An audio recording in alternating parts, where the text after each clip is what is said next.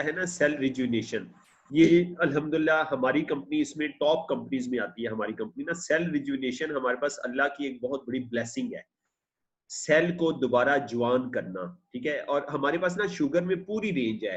आपने सुना होगा शुगर वालों को क्या था, अंगूठे पे जख्म हो गया और फिर वो बढ़ता है, गैंग्रीन बनना शुरू कर देता है, पाँव कट गया, टांग कट गई, तो हमारे पास उसका भी बहुत जबरदस्त इलाज है। और माशाल्लाह कई लोगों की उंगलियां कटने से बची है ना, ठीक है। तो आप उसमें जो है वो ओजोन की थेरेपी करें और आप चिटासन जख्म के ऊपर भी लगाएं।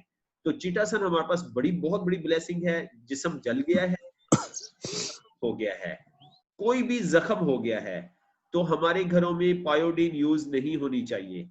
क्यों? पायोडीन क्या करेगी? पायोडीन वहां पे यहाँ पे जख्म हुआ है, तो पायोडीन क्या करेगी, यहाँ पे जाके जो है वो पहले सेल को बर्न करेगी, हमारे जो प्लाज्मा है ना उसको उसको जलाएगी, खुरुड बनाएगी, स्कार बनाएगी, ठीक है। स्कार बना के उसके बाद जख्म जो है वो ठीक होना शुरू होगा। तो चिटासन हमारे पास ऐसी बड़ी ब्लेसिंग है ना कि वो यहाँ पे स्कार नहीं बनाएगी, वो डायरेक्ट डायरेक्ट बारों बार जख्म को ठीक कर देगी बगैर स्कार बनाए ना। तो चिटासन हमारे पास बहुत बड़ी ब्लेसिंग है। शुगर का जख्म हो गया या जले हुए का जख्म हो गया या वैसे कोई जख्म हो गया, तो फौरन आपको कोई जख्म हुआ है तो फौरन आप चिटासन ले। वो रीडर डाइजेस्ट में आया था, अमेरिकन यूनाइटेड नेशन की जितनी आर्मी है वो चिटासन बैंडेज यूज करती है, क्योंकि चिटासन से अच्छी जख्मों को हील करने के लिए कोई चीज नहीं है। तो हमारे घरों में जख्मों के ऊपर चिटासन यूज होनी चाहिए। बहुत अच्छा जबरदस्त तरीका है कि पहले आप चिटासन लगा के खून को रोक दें, अगला दिन आए टूथपेस्ट और चिटासन मिक्स करके लगा दें, अगला दिन आए चिटासन जिंक मिक्स करके लगा दें, तो आप देखेंगे कोई निशान नहीं बनेगा, कोई खुरुंड नहीं बनेगा, जिसको स्कार कहते हैं इंग्लिश में, स्कार नहीं बनेगा और डायरेक्ट जख्म आपका ठीक हो जाएगा। तो चिटासन हमारे पास बहुत बड़ी ब्लेसिंग है ना, बहुत जबरदस्त चीज है चिटासन। और जो गैंग्रीन हो जाती है तो उसमें भी हम अल्हम्दुलिल्लाह उसको ना रिवर्स कर देते हैं। गैंग्रीन में क्या होता है, सेल गल सड़ के खत्म हो जाता है, ठीक है। सेल जो है खराब हो जाता है, गल सड़ के मर जाता है सेल। तो हमारे पास है cell rejuvenation, cell rejuvenation, cell को दोबारा जवान करना। तो पहले वो जो खराब हो गया सेल, उसको ये उसकी खराबी को रोकेगा और फिर उसके बाद उसको दोबारा रीजनरेट करना शुरू कर देगा और रिवर्स करके उसको दोबारा दोबारा बना के दोबारा जवान कर देगा और वही जख्म वहां पे वो रिकवर हो जाएगा। तो कई लोगों का शुगर का कई कई महीनों का कई कई सालों का जख्म जो ठीक नहीं हो रहा था, उन्होंने हर तरह के टोटके कर लिए थे ओजोन और चिटासन से। और फिर क्या है कि जो मैंने आपको और कॉम्बिनेशन बताया, टूथपेस्ट और चिटासन ये मिक्स करके लगा दें जब जख्म ड्राई की तरफ आ जाए, और उसके बाद फिर चिटासन और जिंक ये मिक्स करके लगा दें, तो आप हैरान हो जाएंगे कि क्या आपने जो है ना वो जादू किया है ना उस बंदे के साथ। जी, तो राशिद इकबाल साहब कुछ कहना चाह रहे थे। राशिद इकबाल साहब पहले आप बताइए, उसके बाद ये दो दोस्त। जी सर, अस्सलाम वालेकुम सर। सिर्फ इतना एक चीज पूछना चाह रहा था कि चूंकि हमारे बहुत सारे दोस्त न्यू हैं, तो टाइप 1 और टाइप 2 में थोड़ा सा डिफरेंस बता दें कि ये कैसे होती है। ठीक है, अब टाइप 2 तो आपने समझा दिया, टाइप 1 थोड़ा सा रह गया। एक मिनट मुझे देंगे। राशिद भाई, टाइप टू जो होती है ना, ये अब 40 ईयर होती है और ये कॉमन है ना। और जो टाइप 1 है ना, ये मुरूसी होती है कि बाप दादा के जरिए से वो औलाद में मुंतकिल होती है। टाइप 1 जो है ना वो मतलब ये जरूरी नहीं है कि अब 40 ईयर हो, वो किसी को भी हो सकती है। बिल्कुल सही है, बिल्कुल सही है। उसमें पे टाइप 1 में ना पेंक्रियाज जो है वो नॉन फंक्शनल होता है, टोटली नॉन फंक्शनल। वो कोई इन्फेक्शन हो सकता है, वो बाय बर्थ हो सकता है, वो किसी डिजीज की वजह से जो हमारी पेंक्रियाटिक हेल्थ होती है वो जीरो पे होती है। पेंक्रियाज टोटली नॉन फंक्शनल होता है। टाइप 2 जो है वो मतलब उसमें ग्रेजुअली जो है पेंक्रियाज की फंक्शनिंग जो है वो डिक्लाइन का शिकार होती है, इन्हतात का शिकार होती है ग्रेजुअली। और वो जो जैसे तारिक भाई ने आगाज में फरमाया कि अक्सर लोग जो है वो जब शुगर आगाज में होती है तो वो प्री डायबिटिक कंडीशंस में होते हैं। और अमेरिका में हर तीसरा शख्स जो है, क्योंकि वहाँ ओबेसिटी सबसे ज्यादा ओबेस लोग जो है अमेरिका में रहते हैं, तो वहाँ हर तीसरा शख्स टाइप यानी प्री डायबिटिक कंडीशन में होता है। तो वहाँ पे डॉक्टर्स जो है जो प्री डायबिटिक कंडीशन के पेशेंट है उनको जो है वो नेचुरोपैथी के जरिए उनका डाइट जो प्लान है वो बेहतर करके फिजिकल एक्सर्शन के जरिए जो है ना कोशिश करते हैं कि उनका रिवर्सल कर सके, उनको नॉर्मल हेल्दी लोग बना सके। अनलकली थर्ड वर्ल्ड कंट्रीज में क्या होता है, क्योंकि यहाँ पे सेफ हेवन है फार्मास्यूटिकल कंपनीज के लिए, थर्ड वर्ल्ड कंट्रीज, तो वहाँ पे वो आगाज में ही अभी पेशेंट प्री डायबिटिक कंडीशन में होता है, 100% उसके पास चांसेस होते हैं कि उसका रिवर्सल हो जाए, वो नॉर्मल हो जाए, और उसको जो है उसका ट्रीटमेंट शुरू कर देते हैं। और ऑब्वियसली जो पेंक्रियाज है वो डिपेंडेंसी की तरफ चला जाता है, वो डिपेंडेंसी सिंड्रोम की तरफ जाना शुरू हो जाता है। वो जो सिक्रीट कर रहा होता है इंसुलिन, उसकी सिक्रीशन जो है वो बहुत तेजी से जो है डिक्लाइन की तरफ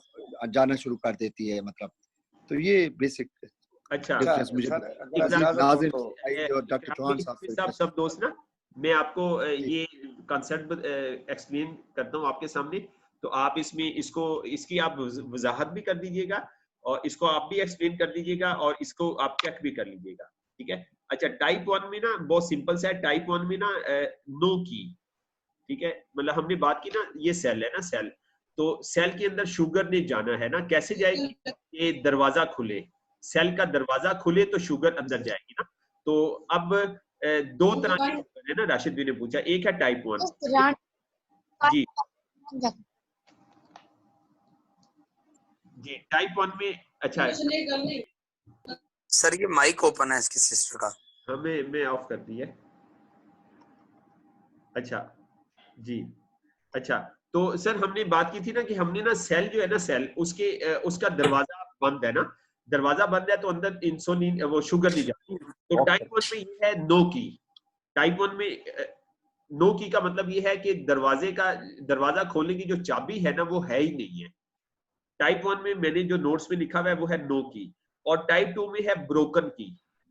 टाइप 2 में ये होता है चाबी तो है लेकिन चाबी टूटी हुई है, तो फिर भी वो दरवाजा नहीं खोल सकेगी ना। तो टाइप 1 में चाबी होती है, टाइप 2 में ब्रोकन की है। अच्छा, टाइप 1 में ये है कि इंसुलिन प्रोड्यूस ही नहीं होती, मतलब लबलबा ना इंसुलिन प्रोड्यूस ही नहीं करता। और टाइप 2 में है, ये दूसरे वाला पॉइंट मुझे आप समझाएंगे ना सब दोस्त, कि डोंट रिस्पोंड इंसुलिन।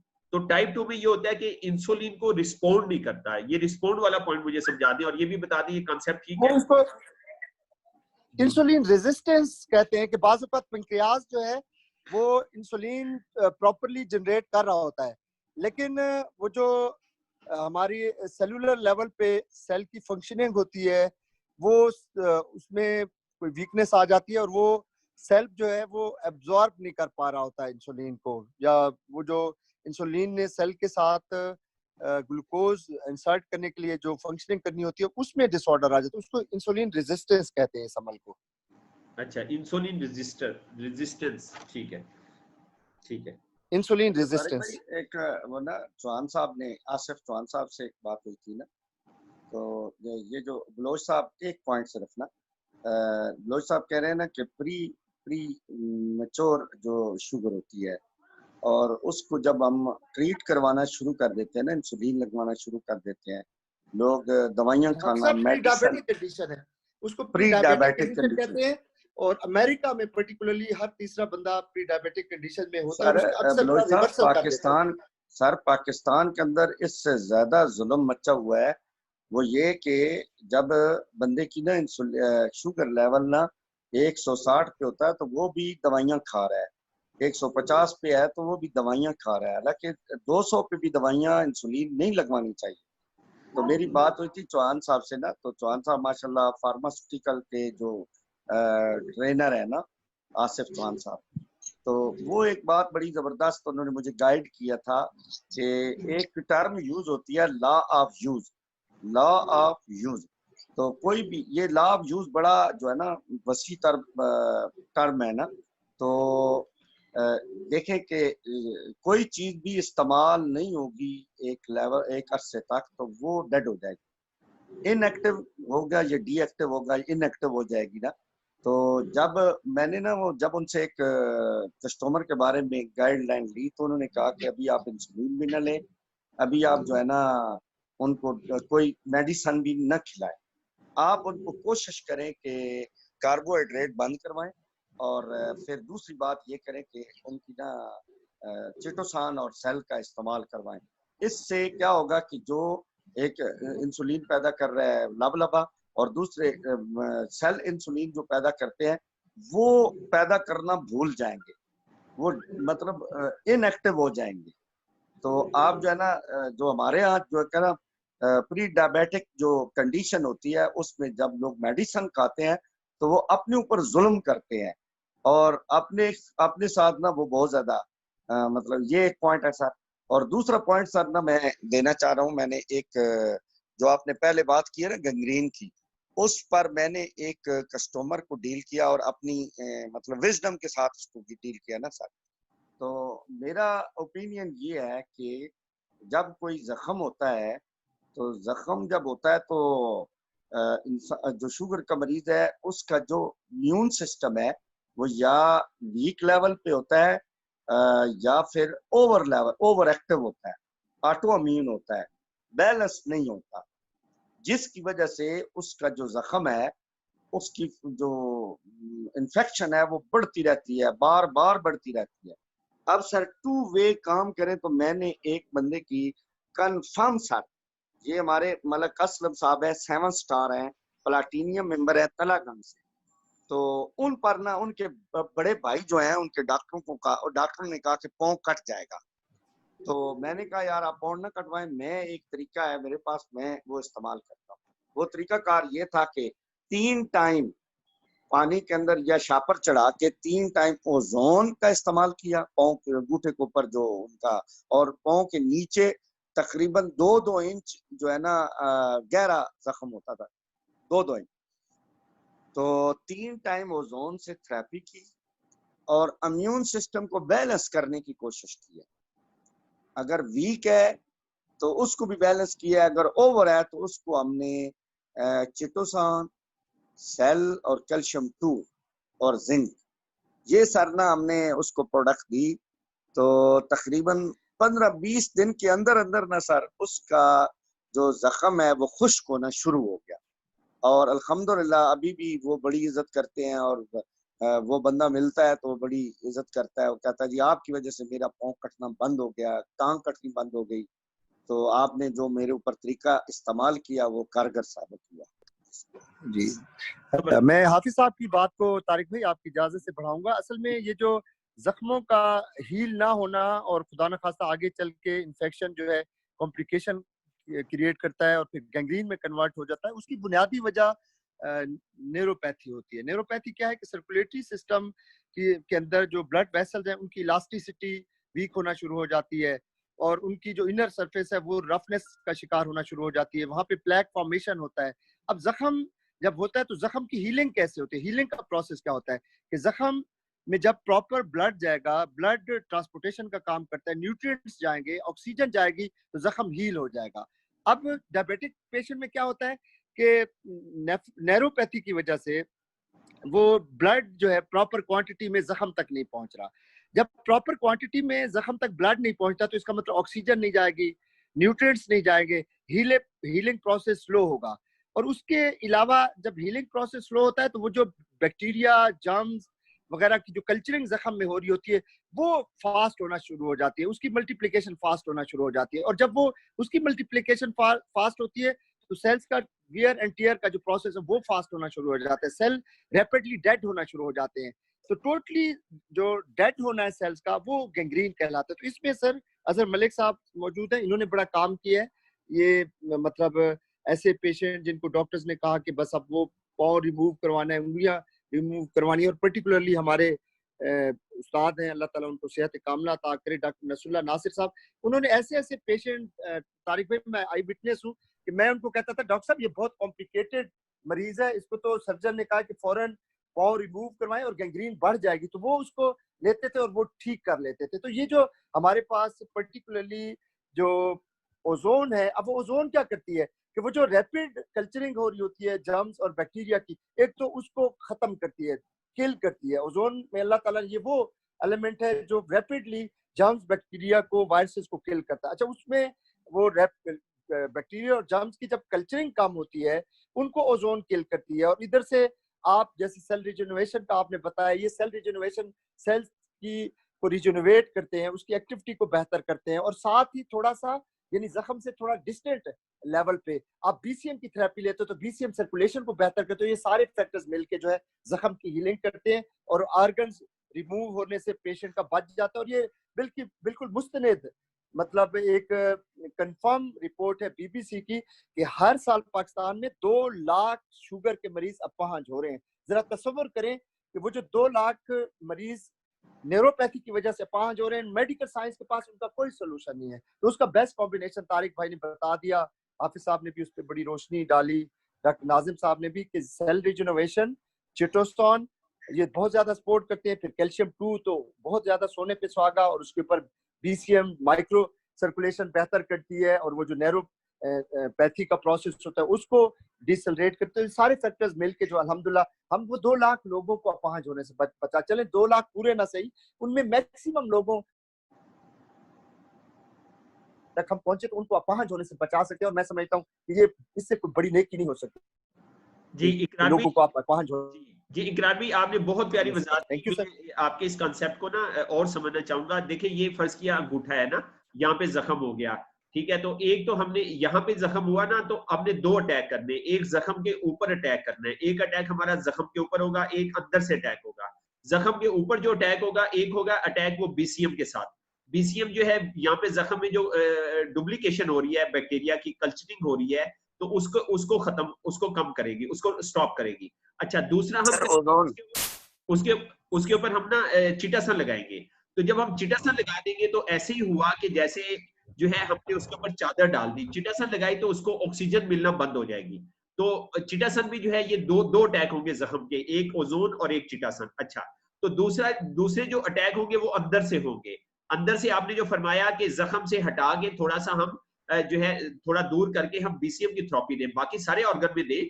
तो अगर फर्ज किया वो पाँव है तो पाँव ना रखे, तो पाँव के अलावा जो ऑर्गन है वो रखे। तो बीसीएम अंदर से अटैक करेगी, चिटासन और सेल जो खिलाएंगे वो अंदर से अटैक करें, अंदर से माइक्रो सर्कुलेशन बढ़ेगी, यहाँ से खून जाना शुरू होगा, ऑक्सीजन जाना शुरू जी होगी। तो जब 2 जी जी। अटैक होंगे तो जख्म बेचारा कैसे बचेगा। और और आप ओजोन जो है बाहर से जो बैक्टीरिया और वायरस की और जर्म्स की कल्चरिंग हो रही थी ना, तेजी से वो मल्टीप्लाई हो रहे थे, ओजोन उनकी मल्टीप्लिकेशन को मिनिमाइज करेगी बल्कि खत्म करेगी। अब वो आउटरली भी जख्म को सपोर्ट मिल रही है, इनरली भी, इंटरनली भी, एक्सटर्नली दोनों फैक्टर्स सपोर्ट कर रहे हैं। सेल रिजनोवेशन आप दे रहे हैं, कैल्शियम दे रहे हैं, तो ये एक बड़ी ब्लेसिंग है। वो जो 2 लाख लोग हर साल पाकिस्तान में अपाहज होते हैं उनको बहुत ज्यादा सपोर्ट करने के वजह से बहुत बड़ी ब्लेसिंग है मतलब हमारे पास। इकरार भी देखिएगा, इंशाल्लाह हमारे सारे दोस्त सब छा जाएंगे। जो आप कह रहे हैं ना कि लाखों लोगों के पाँव कट रहे हैं, तो इंशाल्लाह ताला किसी के पाँव नहीं कटने चाहिए, ठीक है। रशीद की बात जब इम्यून सिस्टम बैलेंस होता है ना तो एंटीबॉडी को काम करने का मौका मिलता है, और एंटीबॉडी जो है ना वो जाके पैथोजन के साथ लड़ती है। ये हमने पढ़ा था ना। तो इम्यून जो है ना, इम्यून को ठीक करना बहुत जरूरी होता है। लॉन्ग टर्म उसकी सेहत को बहाल रखने के लिए इम्यून को बैलेंस करना बहुत जरूरी है, ताकि हमारी बॉडी के अंदर जो पैथोजन इन्फेक्शन कर रहे हैं तो इम्यून सिस्टम बैलेंस होने से।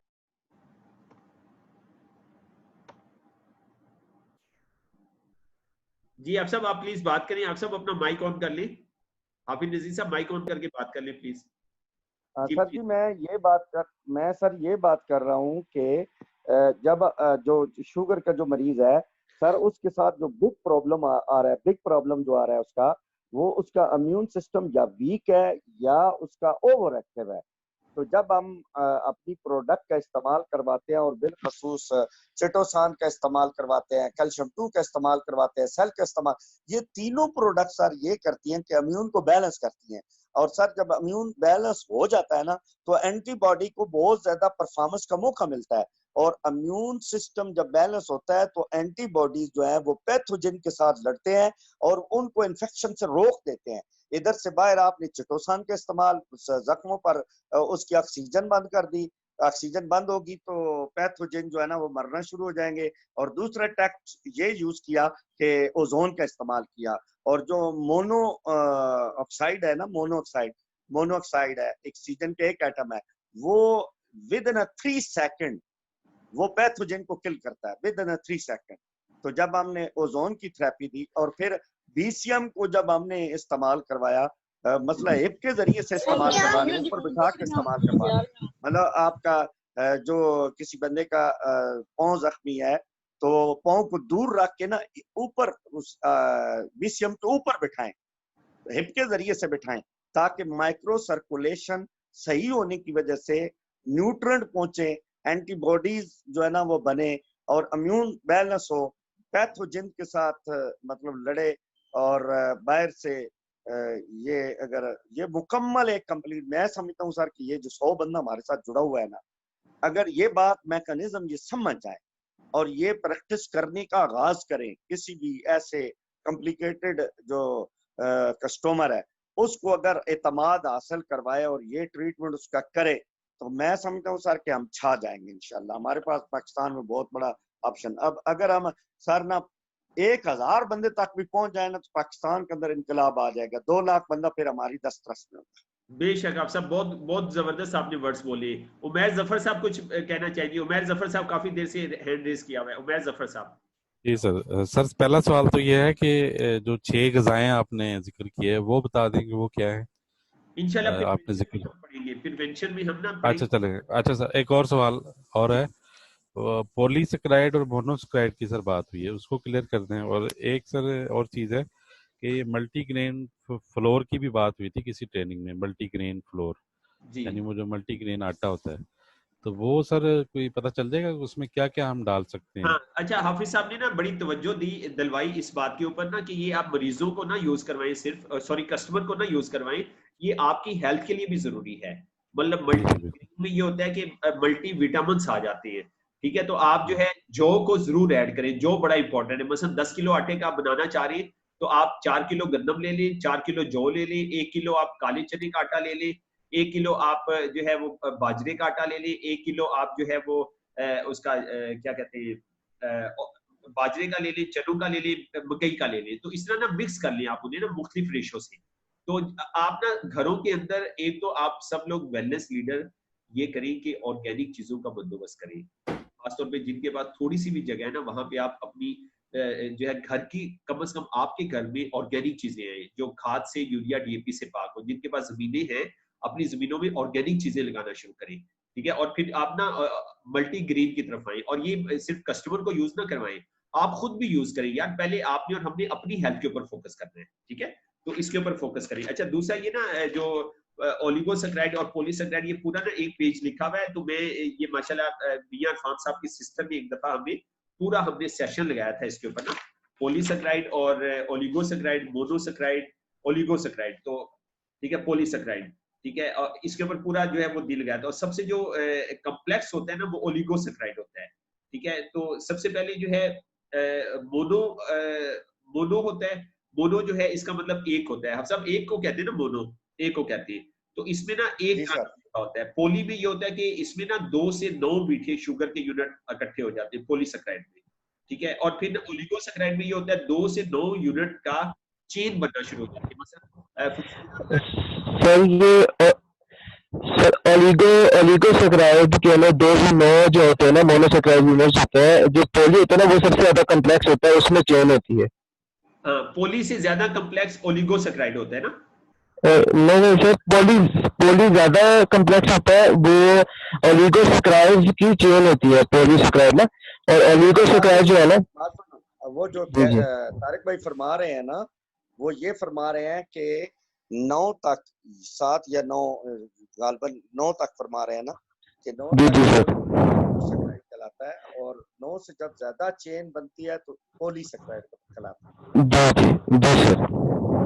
बिल्कुल सही कह रहे हैं जी आप सब, आपने वो सही कह रहे हैं। ओलिगोसैकेराइड जो है ना पॉलीसैकेराइड का मजमुआ है, ठीक है ना। उसमें कई पोली आ जाते हैं। पॉलीसैकेराइड हमने पढ़ा लिखा था 2 से 9 यूनिट होते हैं ना, 2 से 9 यूनिट होते हैं शुगर के, और 2 से 9 यूनिट की चेन बनती है, तो उसको ओलिगोसैकेराइड सबसे ज्यादा जो है ये मीठा होता है ना, सबसे ज्यादा कॉम्प्लेक्स मीठा होता है, ठीक है। तो और फिर ये भी बात हुई थी कि जहर में भी, जहर पॉइजन इसलिए कहा जाता है कि उसमें कई चीजें की मिल जाती है, मतलब कई मीठे मिल जाते हैं। जब मीठे ज्यादा हो जाते हैं तो वो ना पॉइजन की शक्ल इख्तियार कर लेता है। तो ये पूरा पेज है, इसकी पिक्चर बना के उर्दू में लिखा हुआ है, मैं इंशाल्लाह ना सीनियर लेवल ग्रुप में शेयर कर दूंगा, ठीक है सर। अच्छा सिस्टर जी उमैर जफर साहब, आपके क्वेश्चन क्लियर हो गए?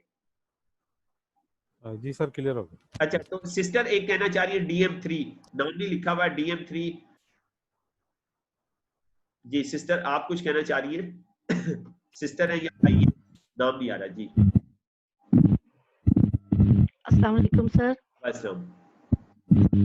सर एक क्वेश्चन था, ये सर ने जो बताया कि सेल और चिटोसोन यूज करवानी है, इसकी कोई टाइमिंग है या कोई एज लिमिट है?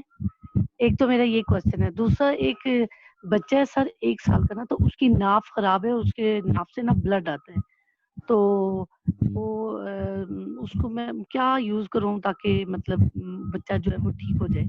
नहीं, मुझे नहीं ये सिस्टम दो आंसर देना चाहिए दीदी। जो चिटासन और चिटासन और सेल का, ये खाने से आधा घंटा पहले।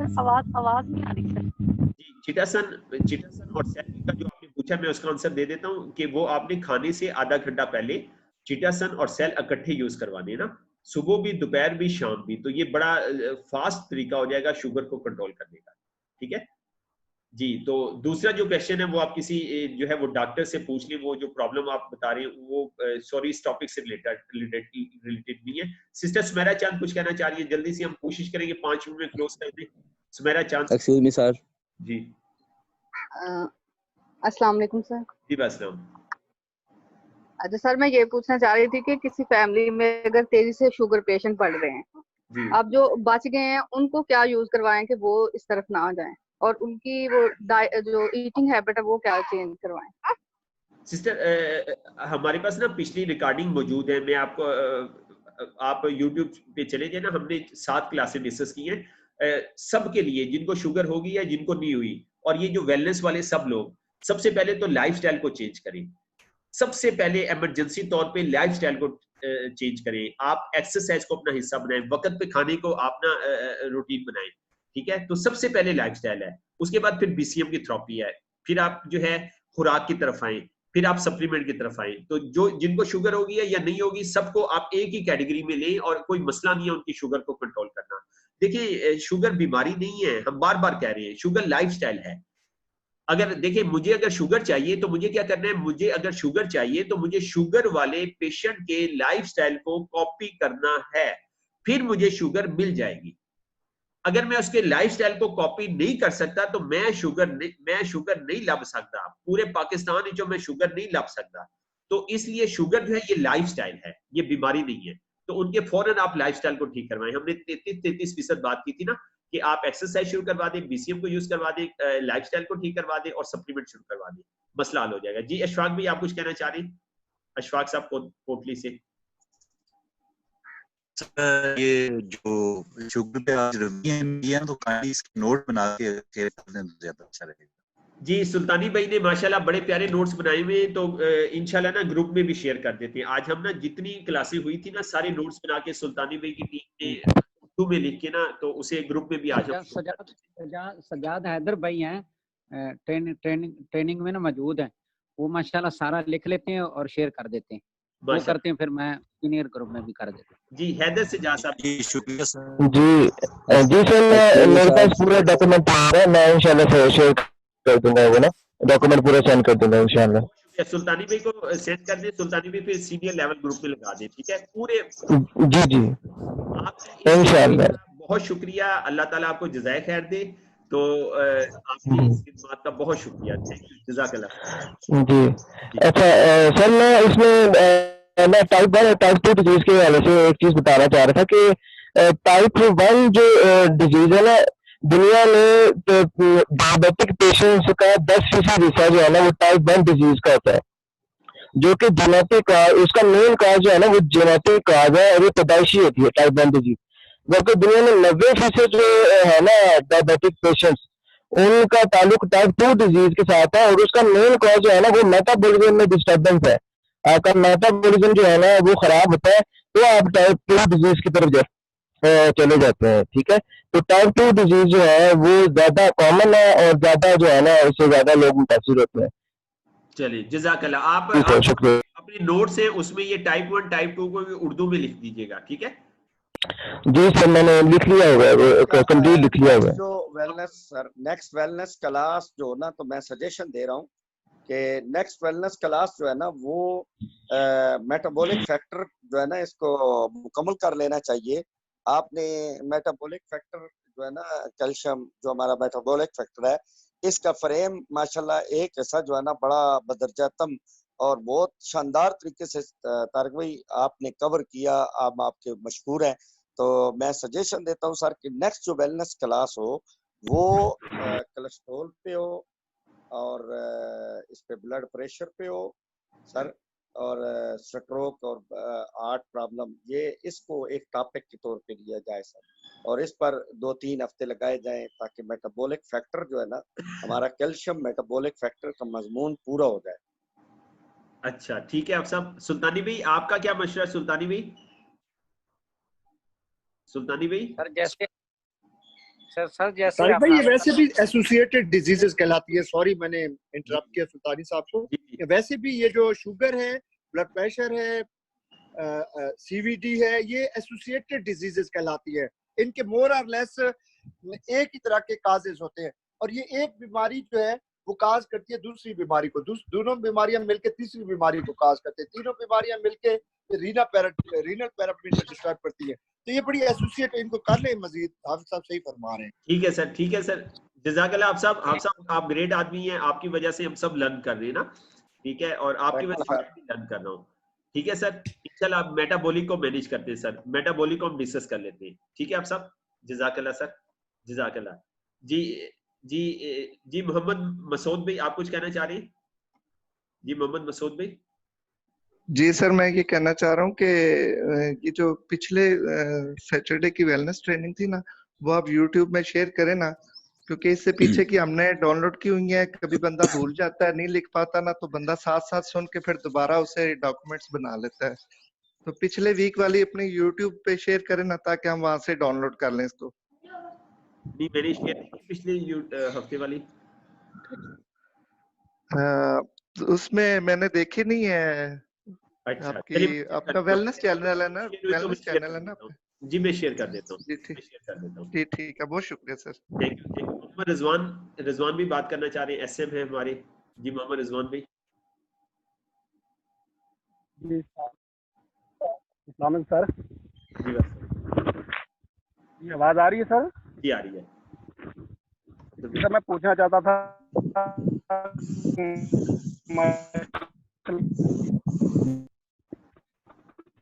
आपकी आवाज नहीं अल्हम्दुलिल्लाह सर, ट्रेनिंग तो बहुत माशाल्लाह बताया कि आप साहब बताया कि अगर आपको जख्म हो जाता है या किसी भी किस्म का,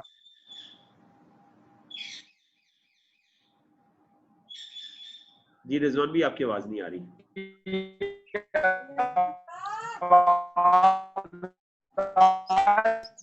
सर आ रही है? जी आ रही है। आवाज नहीं आ रही जी साथी। जी अब आ रही है सर आवाज? जी आ रही है। जी सर मैं पूछना चाहता हूँ, माशाल्लाह ट्रेनिंग तो बहुत शानदार हुई है। इकरार साहब ने, आपने माशाल्लाह बहुत हमारे मेंटोर हैं, आपने बहुत जबरदस्त ट्रेनिंग करवाई है। तो सर माशाल्लाह आपने जो अभी बताया कि शुगर के बारे में या और भी कोई जख्म हो जाता है तो उससे आप चीटोसान लगा सकते हैं, और उसके बाद वो खुश्क होना शुरू होता है, पेस्ट और चीटोसान का मिलाप लगा सकते हैं। तो इसी तरह अगर कोई जख्म हो जाता है तो क्या ख्याल है, आप सर ने बताया कि शुगर के ऊपर आप ओजोन की हवा दे सकते हैं ना, तो क्या ख्याल है कि सर अगर ओजोन से पानी से उसको जख्म को धो दिया तो ये वेल नहीं होगा सर? दो तरीके हैं ओजोन से जख्म के ट्रीटमेंट के। एक तो ये है कि जख्म को पानी में डिप कर दे, ओजोन की पाइप उसमें लगा दे। दूसरा तरीका ये है पानी में डिप ना करें, आप जख्म के ऊपर शॉपिंग बैग चढ़ा दें, टाइट शॉपिंग बैग चढ़ा दें, और उसकी पाइप जो है वो जख्म की अंदर ले जाए, जख्म के पास रख दें और उसे ओजोनाइज कर दें। और ये ख्याल रहे कि जब उसमें से ओजोन निकल रही हो ना, ओजोन निकल रही हो तो वो डायरेक्ट इनहेल नहीं होनी चाहिए, इस चीज का ख्याल रखें। तो उसके ऊपर शॉपिंग बैग आप अच्छी तरह से चढ़ा दें, और फिर जो है वो दो तरीके हैं आप ट्रीट कर सकते हैं, दो तरीकों से। ठीक है, ये दो तरीके से आप ट्रीट कर सकते हैं। तो बहुत शुक्रिया सर आप सब दोस्तों के ऑनलाइन होने का। माशाल्लाह हमने मिलके सबने सीखा, और माशाल्लाह आज हम 100 के करीब गए थे, तो हमारी 100 से ज्यादा क्लास हो जाती है। पूरे सर 100 रहे हैं, 100 कितनी दफा हुए हैं, कई लोग वापस गए होंगे पूरे सर। तो इंशाल्लाह आप ना और दोस्तों को इसमें शामिल करें, और दोस्तों को शामिल करें, फिर हम इसको ना ऑनलाइन कर लेंगे। ठीक है, हम ना इसे इंशाल्लाह ऑनलाइन कर लेंगे, तो हमारे पास 100 से ज्यादा की 100 से भी ज्यादा की हमारे पास कैपेसिटी है, कोई मसला नहीं है। तो सर मैं आपसे इजाजत चाहूंगा। Have a nice day, have a good day. ठीक है, आपका आज का दिन कामयाबियों भरा हो। तो इंशाल्लाह मैं रिकॉर्डिंग इसको प्रोसेस करके मैं जो है वो ग्रुप में शेयर कर दूंगा, इसका लिंक शेयर कर दूंगा। ठीक है, बहुत शुक्रिया sir, thank you very much जी, थैंक यू, अस्सलाम वालेकुम। बहुत शुक्रिया सर, मेहरबानी। सब दोस्तों का बहुत शुक्रिया, थैंक यू।